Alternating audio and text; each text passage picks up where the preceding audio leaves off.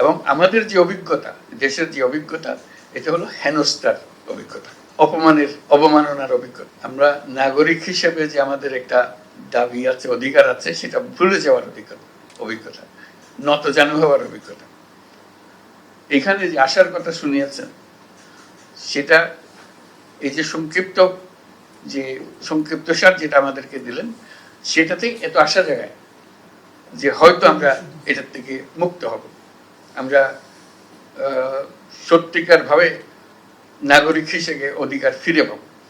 এটাই আমাদের প্রত্যাশা, এবং আপনাদের এই রিপোর্টের মাধ্যমে সে প্রত্যাশা পূরণ হোক।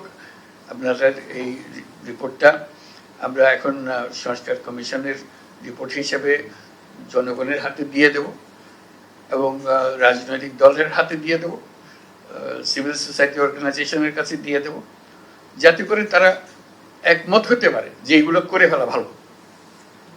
কারণ আমরা মনে করছি আমাদের এখানে আমাদের মাথা নাড়ছি, আমাদের ভালো লাগছে, সবাই যেন এটা মাথা নাড়ে, যেটা ঠিক কথা বলেছেন, আমাদের তো প্রাণের কথাটা বলেছেন। কারণ আমি তো ভুক্তভোগী, আমাদের তো পণ্ডিত হতে হবে না এটা বোঝার জন্য, অন্য জিনিসে পণ্ডিত হতে হবে। আমি যখন সংবিধান নিয়ে বসি সেটা পণ্ডিত হতে হবে, কিন্তু এটা তো পণ্ডিত হওয়ার দরকার নেই। এটা আমার সঙ্গে কথাবার্তা, আমাকে যে হেয় প্রতিপন্ন করে প্রতিদিন, এটার থেকে আমাকে মুক্তি দেবে, এটার আশার কথাটা আপনারা বলেছেন। আশা করি আমরা এটা সবাই একান্ত মনে এটা গ্রহণ করবে এবং বাস্তবায়ন করবে।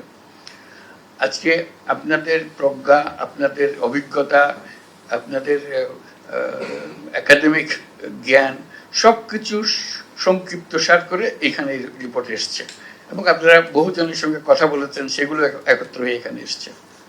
এটা বাংলাদেশের ইতিহাসের একটা স্মরণীয় পুস্তক, এটা থেকে যাবে। এটা আমরা কি করলাম না করলাম, ভবিষ্যৎ প্রজন্ম আমাদেরকে এটা নিয়ে বিচার করবে। আপনাদের তো পেয়েছিলেন, আমরা করেন না কেন, তো বলতে পারবে। এটা এমন না যে আমরা জানতেন না বলে করেন না, এখন তো জানিয়ে দিয়েছে, এখানে বইতে সব বলা আছে, আপনারা করেন নাই। আপনাদের মতামত চাওয়া হয়েছিল, আপনারা মতামত দেওয়ার জন্য গা করেন নাই, অথবা অবহেলা করেছেন, গা করেন নাই। এটা যে একটা গুরুত্বপূর্ণ বিষয়, সেটাকে আপনারা গুরুত্ব দেন নাই। সেই দায়িত্বটা আপনাদের কাছে, জনগণের কাছে এসে যাবে যদি আমরা সেটা সাড়া না দিই। কাজে এই ফসল, এটা জাতির জন্য একটা স্মরণীয় বিষয়, যে এটা জাতি যেদিকে যাক না কেন এই রেফারেন্স পয়েন্টটা থেকে যাবে। এটার সঙ্গে বিচার করে আমরা ঠিক করবো আমরা কদ্দূর গেলাম। আমি এটাও বলছি যে এটা শুধু বাংলাদেশের জন্য না, আপনাদের যে অবদান আছে, যেটা আপনারা রাখলেন, এই কমিশন সদস্যবৃন্দ, চেয়ারম্যান মহোদয়গণ, এটা শুধু বাংলাদেশের জন্য অবদান না, বিশ্বের জন্য অবদান। কারণ এটা সব জাতিকে এটা ফেস করতে হয়।